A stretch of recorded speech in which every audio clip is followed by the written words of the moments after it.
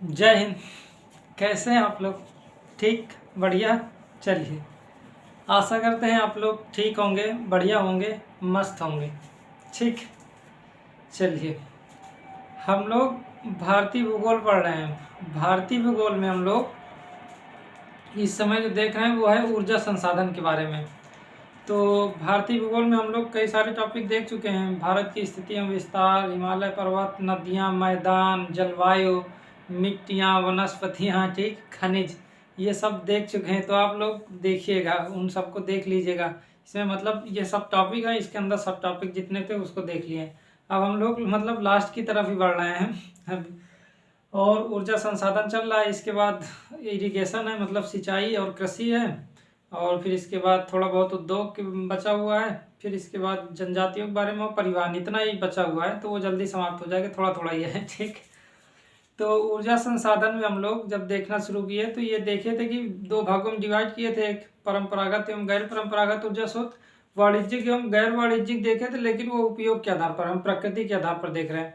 प्रकृति के आधार पर दो भागों में डिवाइड किया गया, परंपरागत एवं गैर परंपरागत ऊर्जा स्रोत। परंपरागत ऊर्जा स्रोत में कोयला, पेट्रोलियम, प्राकृतिक गैस, ये सब के बारे में हम लोग बात किए। फिर गैर परंपरागत ऊर्जा स्रोत में देखें पवन ऊर्जा, सौर ऊर्जा, ज्वारीय ऊर्जा, भूतापीय ऊर्जा, जैव ऊर्जा, ये सभी के बारे में बात किए। एक टॉपिक बच गया था जिसे परमाणु ऊर्जा के बारे में देखना था, उसको हम आज कंप्लीट कर ले रहे हैं। जल विद्युत ऊर्जा के बारे में भी हम ये सब के बारे में देखे हैं, ठीक है। तो आप लोग पहले वाली वीडियो देखिएगा। हम लोग इससे पहले जल विद्युत ऊर्जा, सौर ऊर्जा, पवन ऊर्जा, ये सब के बारे में देखिए। इसके पहले वाली वीडियो में आप देखिएगा। जो जल विद्युत ऊर्जा के बारे में, उसमें एक बिंदु क्या लिखेंगे, जो हम लोग ये लिखे थे कि जो तवा और ओंकारेश्वर है जल विद्युत परियोजना, इसको हम लोग लिख लिए गुजरात में, उसे मध्य प्रदेश कर लीजिएगा, ठीक है। इधर इसको बदल लीजिएगा। और गुजरात में लिखना हो तो लिखिएगा सरदार सरोवर और उकई जल विद्युत परियोजना वहाँ है। लेकिन जो तवा और ओंकारेश्वर है ये है स्थित है कहाँ पास, ये स्थित है मध्य प्रदेश में, ठीक है। इसको लिख लीजिएगा। हम लोग गुजरात लिखे तो उसको रफ कर लीजिएगा। और फिर राणा सागर, जवाहर सागर यहाँ पास था, कहाँ पास, ये था राजस्थान में। और गांधी सागर, उंदी सागर है था, ये सभी मध्य प्रदेश में। इसके बारे में जो भी हो इसको थोड़ा चेंज कर लीजिएगा, ठीक। तो आज हम लोग परमाणु ऊर्जा के बारे में देखें। चलिए आइए हम लोग परमाणु ऊर्जा देखें। इसके बाद ऊर्जा समाप्त होगा, फिर हम लोग चलेंगे परिवहन देखेंगे, या तो हम उद्योग के बारे में। इन दोनों में से कोई एक टॉपिक उठाकर फिर उसको देख लेंगे, ठीक। चलिए, तो आज हम क्या देखेंगे, परमाणु ऊर्जा के बारे में देख लें। परमाणु ऊर्जा,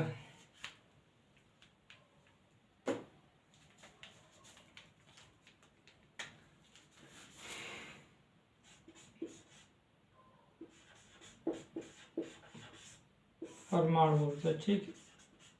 परमाणु ऊर्जा मुख्य रूप से यूरेनियम का नाम सुने ही होंगे हम लोग। खनिज में यूरेनियम के बारे में बात किया था ना, यूरेनियम, थोरियम, जिरकोनियम, इसके बारे में बात किया था। आप लोग को याद है या नहीं? खनिज में हम लोग यूरेनियम के बारे में बात किए थे कि भारत में बहुत ज़्यादा यूरेनियम नहीं पाया जाता, बहुत थोड़ा बहुत पाया जाता है। वो जैसे हम लोग बात किए थे, जैसे जादूगौड़ा, बगजादा, इसके बाद महाडस्क और तुमनापल्ली हो गया, और मोनाजाइट बालू, ये सब थोड़ा थोड़ा देखे थे कि इस स्थानों पर पाया जाता है। ये सब आपको याद है या नहीं? नहीं याद है तो खनिज वाले में देखिएगा, तो उसमें लिखा हुआ है, ठीक, कि बहुत नॉर्मल पाया जाता है। इसलिए हमारे यहाँ परमाणु ऊर्जा के जो स्रोत है वो है यूरेनियम होना चाहिए। लेकिन भारत में यूरेनियम बहुत ज़्यादा है नहीं, तो हम लोग क्या करते हैं, भारत से लेते हैं। केवल इसलिए लेते हैं कि उससे हम क्या करेंगे, ऊर्जा उत्पन्न करेंगे, विद्युत ऊर्जा बनाया जाएगा, ठीक है। ऐसा ये नहीं है कि उसका प्रयोग हम हथियार के रूप में करेंगे, मतलब ऐसा के लिए नहीं है। जो दिया जाता है फिर बाद में उसका निरीक्षण होता है, मतलब ये एनएसजी द्वारा होता है, न्यूक्लियर सप्लायर ग्रुप जो है। अभी हम उसके बारे में बात करेंगे कि ये भी देता है, तो इसके बारे में पूरा देख रेख होता है कि इसका प्रयोग कहीं हम लोग वो इसके लिए तो नहीं कर रहे हैं, मतलब परमाणु के लिए बनाने के लिए करने लगे, शस्त्र के रूप में तो नहीं कर रहे हैं, ठीक है। इसके लिए नहीं देते, लेकिन ऊर्जा बनाने के लिए मुख्य रूप से उसको हम लोग क्या करते हैं, हम लोग आयात करते हैं। तो जैसे रूस है, सबसे पहले रूसी था जिससे आयात किया जाता था। फिर बाद में धीरे धीरे अब तो फ्रांस हो गया, अमेरिका हो गया, ये सभी लोग सहायता करते ही हैं, ठीक है। तो अभी हम लोग देख लेते हैं। तो परमाणु ऊर्जा का जो मुख्य स्रोत है वो क्या है, यूरेनियम। तो क्या करते हैं, रेडियो एक्टिव तत्व यूरेनियम द्वारा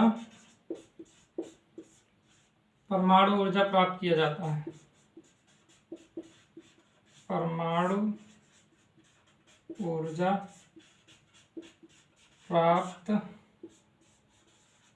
किया जाता, लिख लीजिए क्या होता है परमाणु ऊर्जा। यूरेनियम जैसे देखिए बताया गया था ना, यूरेनियम झारखंड में जैसे महाजस के बारे में बताया गया था यहाँ पास, ठीक है। इसके बाद जादूगौड़ा बगजादा यहाँ पास बताया गया था, तुमलापल्ली ये हो गया तमिलनाडु में। इसके बाद मोनाजाइट वालू कोई केरल में। तो जहाँ जहाँ पाया जाता है थोड़ा बहुत उसके बारे में हम लोग खनिज में देख ही लिए हैं, तो दोबारा लिखवाने की तो जरूरत है नहीं, उसको देखिएगा। जहाँ जहाँ यूरेनियम पाया जाता है उसके बारे में हम थोड़ा बहुत देख चुके हैं, ठीक। तो यूरेनियम क्या है, परमाणु ऊर्जा का एक स्रोत, मतलब यूरेनियम का प्रयोग परमाणु बम बनाने में भी होता है, ठीक है। परमाणु बम भी बनता है, लेकिन हम लोग इसका मुख्य रूप से ऊर्जा, परमाणु बम कब होता है, जब नियंत्रित नहीं किया जाता है। जब ऊर्जा को नियंत्रित नहीं करेंगे तो बहुत ज़्यादा ऊर्जा निकलती है। जब नियंत्रित करके उसको अपने उपयोग में लाएंगे तो उसका प्रयोग ऊर्जा के रूप में हम लोग कर लेते हैं, ठीक है। चलिए, तो रेडियो एक्टिव तत्व यूरेनियम द्वारा परमाणु ऊर्जा मुख्य रूप से क्या होता है, रेडियो, या तो रेडियो जो होता है नाभिकीय संलयन होता है, या तो नाभिकीय विखंडन होता है। तो इसको क्या होता है, ऊर्जा कैसे प्राप्त किया जाता है इसमें परमाणु ऊर्जा में। जैसे हम लोग देखेंगे नाभिकीय संलयन, आप सूर्य को देखें ना, वहाँ नाभिकीय संलयन होता है। नाभिकीय संलयन का मतलब ये होता है कि दो या दो से अधिक तत्व आपस में मिलकर एक नाभिक बनाते हैं, ठीक है। नया ऊर्जा तत्व बनाते हैं जो ऊर्जा देता है। तो नाभिकीय संलयन होता है तो उससे भी ऊर्जा निकलती है। नाभिकीय विखंडन का मतलब एक तत्व है उसको दो या दो से अधिक भागों में डिवाइड किया गया तब भी बहुत ज़्यादा ऊर्जा निकलती है, ठीक है। तो दोनों तरीके से ऊर्जा प्राप्त होता है, तो उसको लिखवाने की जरूरत तो नहीं है, ठीक। तो भारत में यूरेनियम के स्रोत तो ज़्यादा है नहीं, ठीक है। जो था उसके बारे में बताया गया ना, भारत में यूरेनियम ना के बराबर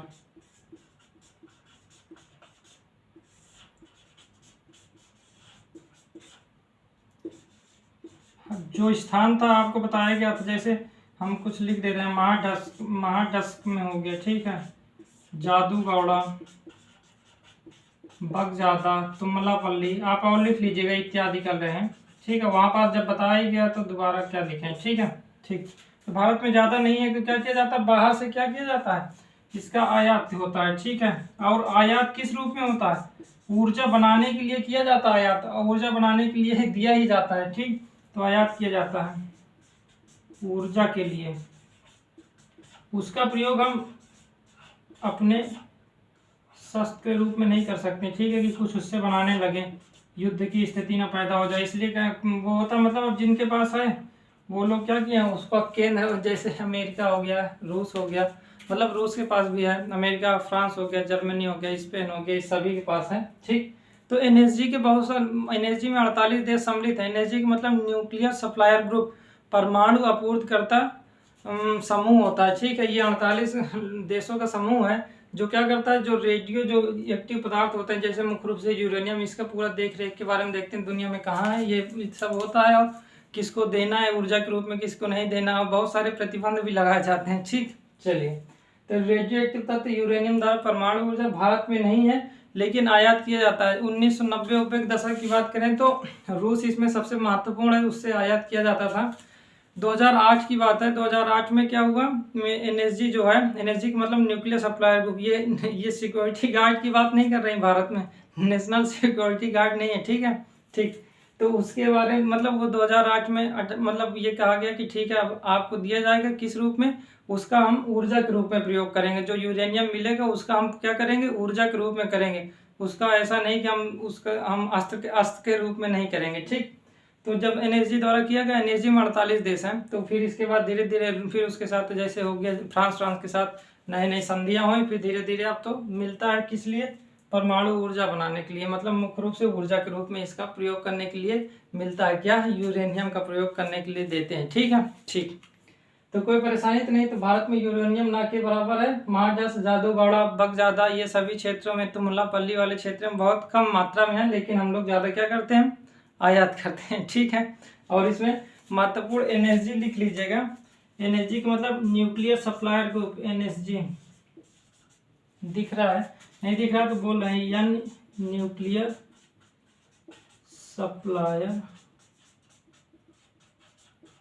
ग्रुप, ठीक है।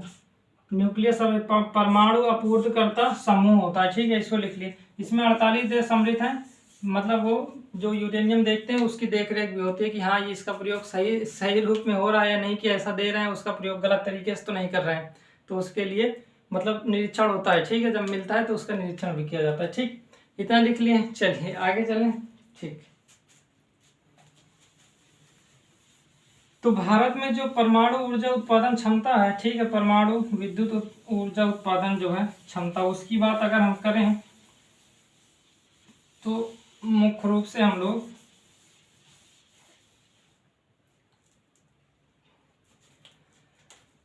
दूसरा बिंदु तीसरा जो भी हो लिख लीजिएगा। तो परमाणु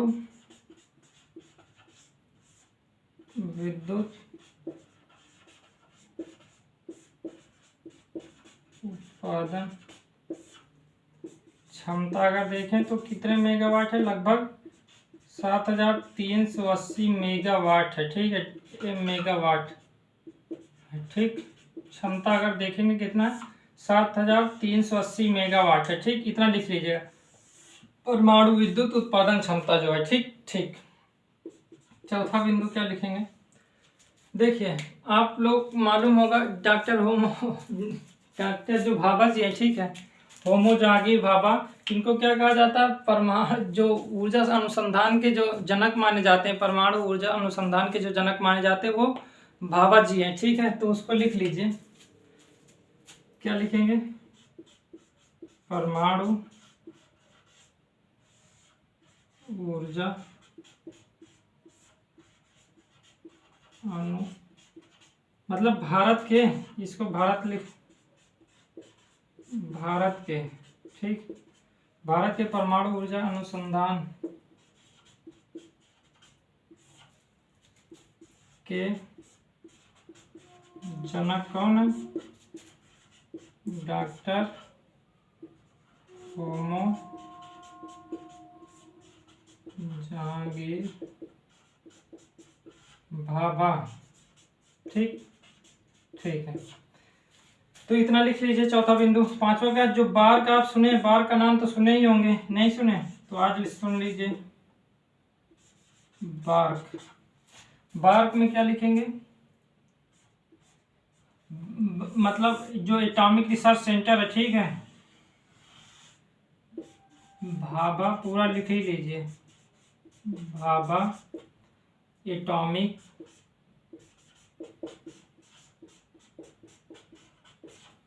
रिसर्च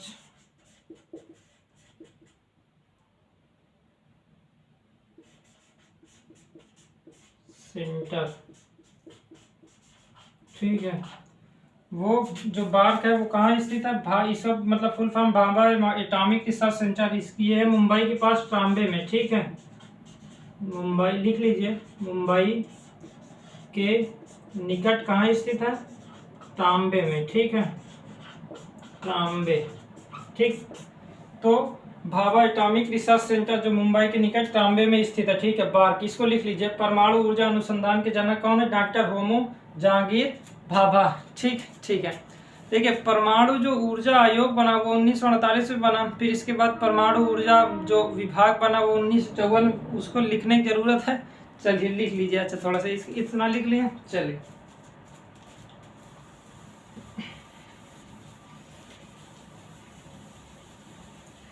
आप लिखना चाहें तो लिख लीजिए जो भी अगला बिंदु हो।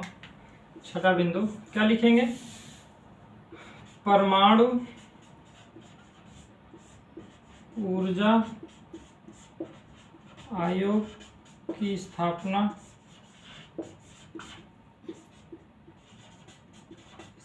हुई वो है 1948, 10 अगस्त की बात है, 1948, ठीक। और परमाणु ऊर्जा विभाग की स्थापना, लिख लीजिए इसको, विभाग की स्थापना हुई है 1954 में। 1954 में अगर देखें तो 3 अगस्त 1954 की बात है, ठीक है, की स्थापना की गई। इसको लिख लीजिए। देखिए 15 अप्रैल 1948 को परमाणु ऊर्जा अधिनियम लाया गया संसद द्वारा, फिर उसे पारित कराया गया, फिर उसके बाद आयोग बना, परमाणु ऊर्जा आयोग की स्थापना फिर 10 अगस्त को किया गया, ठीक है। अप्रैल में अधिनियम पारित हुआ, फिर अगस्त तक इसकी स्थापना हो गई। परमाणु ऊर्जा विभाग की स्थापना 3 अगस्त 1954 को हुई, ठीक। इतना लिख लीजिएगा, ठीक। मुख्य रूप से ये नीतियां बनाने का काम करता है, ठीक है।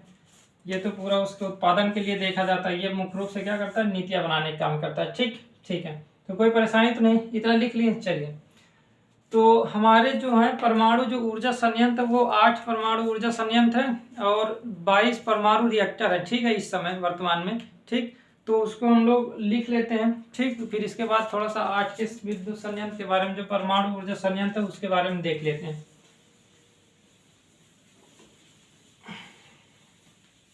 लिख लें इतना, ठीक। क्या लिखेंगे, जो भी बिंदु उसको लिखिएगा। परमाणु ऊर्जा, परमाणु विद्युत संयंत्र मतलब परमाणु विद्युत संयंत्र 8 है, ठीक है। और जो परमाणु रिएक्टर है वो है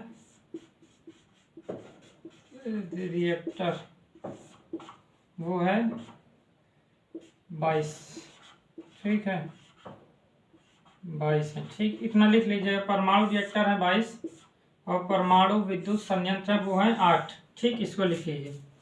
तो परमाणु विद्युत संयंत्र अभी हम देख लेते हैं। जैसे तारापुर हो गया, रावत भाटा हो गया, ठीक है, तारापुर हो गया, रावत भाटा हो गया, जैतपुरा हो गया। इसके बाद हम देखेंगे यहाँ पास नरौरा है बुलंदशहर में, यहाँ पास कैगा है, कलपक्कम है, और इसके बाद हम लोग देखेंगे कुजानपुलम है। तो ये सभी क्षेत्र हैं, उसके बारे में हम लोग देख लेते हैं, ठीक है। कोई परेशानी तो नहीं, ठीक।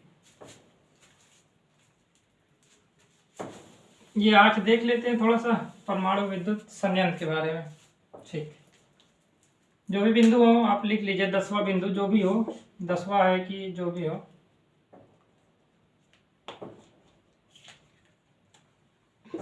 क्या लिखें, 10 परमाणु, क्या, परमाणु विद्युत संयंत्र,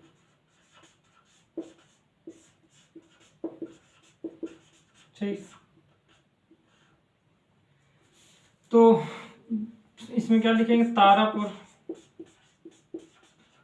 पहला संयंत्र है ये 1969 में, ठीक है, यूएसए के मतलब सहयोग से स्थापित किया गया तारापुर में, मतलब महाराष्ट्र में।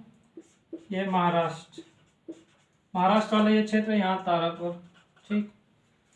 और इसके बाद आप देखेंगे ये तारापुर हो गया, फिर यहाँ चित्तौड़गढ़ में रावत भाटा है, रावत भाटा, ठीक है। क्या लिख, रावत भाटा है, ये कहाँ है, राजस्थान में, चित्तौड़गढ़, चित्तौड़गढ़, ठीक, चित्तौड़गढ़। फिर जैसे आप देखें काकरापार है, काकरापार ये है सूरत में, गुजरात में, सूरत मतलब गुजरात में, ठीक है, ठीक। जो इसके बाद है, जैसे आप हो गया, आप देखेंगे, फिर इसके बाद नरौरा हो गया, नरौरा बुलंदशहर में, उत्तर प्रदेश में, ये बुलंदशहर में, ये इधर है। तो यूपी में बुलंद,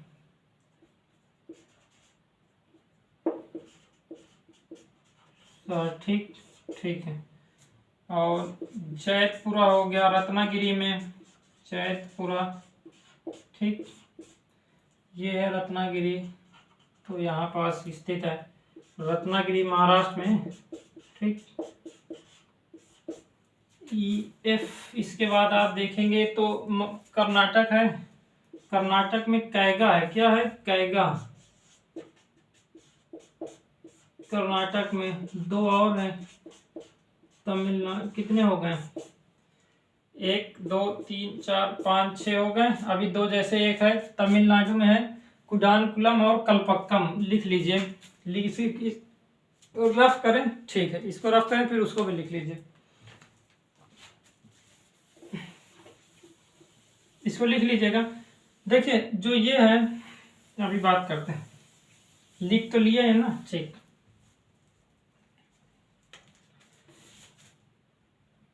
कौन सा था? एफ, इसके बाद जे। क्या है? कल्पक्कम।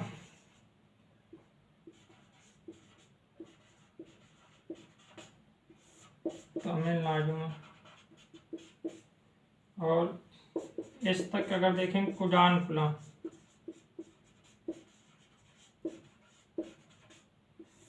ये भी है तमिलनाडु में, ठीक। तो ये हमारे जो 8 विद्युत संयंत्र है उसके बारे में देखिए। जो हमारा अप्सरा था, आप जानते हैं परमाणु विद्युत अनुसंधान रिएक्टर, जो पहला परमाणु अनुसंधान रिएक्टर है अप्सरा, वो तांबे में स्थापित किया गया था। इसके बाद जो तारापुर है वो है सबसे पहला परमाणु विद्युत संयंत्र है, ठीक है, तारापुर में। लेकिन अगर रिएक्टर की बात करें, पहला परमाणु अनुसंधान रिएक्टर वो मतलब वो कहाँ था? अप्सरा, तांबे, मुंबई में, जो अभी बात किया था, जहाँ बार्क स्थित है, ठीक है, ठीक।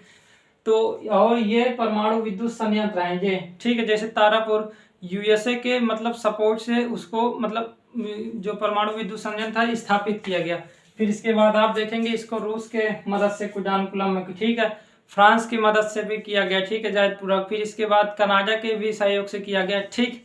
तो जे रावत भाटा को कनाडा के, तो सब लोगों के सहयोग से मुख्य रूप से स्थापित किया गया परमाणु विद्युत संयंत्र। इनकी जो क्षमता है वो है कितनी? उत्पादन क्षमता जो है 7380 मेगावाट है, ठीक है, ठीक। शुरू में ही लिखवा दिया गया है, कोई परेशानी तो है नहीं, ठीक। तो इतना समझ में आया? कोई यहाँ तक परेशानी तो नहीं? बस इतना ही था, जो परमाणु ऊर्जा था ये केवल इतना ही था, ज़्यादा तो था नहीं, ठीक है। तो समझ में आया ना? तो जैसे रूस का सहयोग हो गया, फ्रांस हो गया, कनाडा हो गया, यूएसए हो गया, ये सब के सहयोग से परमाणु ऊर्जा संयंत्र स्थापित किए गए। फिर इसके बाद मतलब स्वतः भी हुआ है, ऐसा नहीं है, ठीक है। कैगा हो गया स्वतः ही है, ठीक है, नरौरा हो गया स्वतः ही है, ठीक। तो स्वतः भी है लेकिन मुख्य रूप से किया गया सहयोग से भी। तो ये है परमाणु विद्युत संयंत्र। फिर इसके बाद जो एक जो नहीं लिखवाया गया उसको आप लोग लिख लीजिएगा। परमाणु जो पहला परमाणु अनुसंधान रिएक्टर है वो है अप्सरा है। कहाँ स्थित है? वो है तांबे में, मुंबई के पास, ठीक है। कोई दिक्कत नहीं, इतना लिख लेंगे। चलिए, तो कैसा लगा बताएंगे आप लोग, ठीक है, बताइएगा। और पहले वाले वीडियो देखिएगा। हम लोग ऊर्जा संसाधन से अब मुक्त हो गए हैं। अब आगे हम जो चलेंगे वो होगा हमारा या तो परिवहन होगा या तो हम लोग उद्योग के बारे में। देखिए अब टॉपिक क्या क्या बचे हैं आप समझ लीजिए। परिवहन बचा हुआ है, ठीक है, उद्योग बचा हुआ है, कृषि एवं सिंचाई बचा हुआ है, और इसके बाद क्या हुआ? बंदरगाह को लेकर परिवहन में ही सम्मिलित कर लिया जाएगा। और फिर इसके बाद थोड़ा बहुत जनजातियों के बारे में, इतना ही बचा हुआ है। हम लोग बहुत सारी चीज़ अब पढ़ चुके हैं, तो कोई परेशान होने की बात है नहीं। आप धीरे धीरे पढ़ते जाइए। लगभग 70-75 वीडियो हो चुके हैं, तो आप लोग देखिएगा, ज़्यादा से ज़्यादा 90 वीडियो में समाप्त हो जाएगा, ठीक है, ठीक। कैसा लगा बताइएगा। हम लोग मिलेंगे कल, ओके, ठीक।